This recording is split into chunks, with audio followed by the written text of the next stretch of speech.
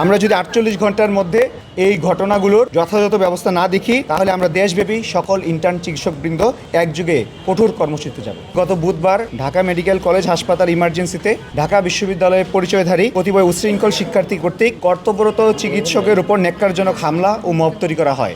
এর পরিপ্রেক্ষিতে একটি তদন্ত কমিটি গঠন করা হয় এবং ঢাকা মেডিকেল কলেজ হাসপাতালের ইন্টার্ন চিকিৎসকরা 48 ঘন্টা কর্মবিরতিতে যায় এবং আজ শনিবার ঢাকা মেডিকেল সকল স্তরের চিকিৎসকদের নিয়ে একটি বিক্ষোভ কর্মসূচি অনুষ্ঠিত হয় এবং বিক্ষোভ কর্মসূচির পর তদন্ত কমিটির সাথে আমাদের কিছু কথা হয়। তারা আমাদেরকে জানিয়েছে তদন্ত কমিটির একটি ড্রাফট প্রস্তুত হয়েছে, সেখানে তাদের সুপারিশ মালায় আমাদের ইন্টার্ন ডক্টর সোসাইটি থেকে প্রদত্ত 4 দফা কর্মসূচির অধিকাংশই প্রতিফলিত হয়েছে।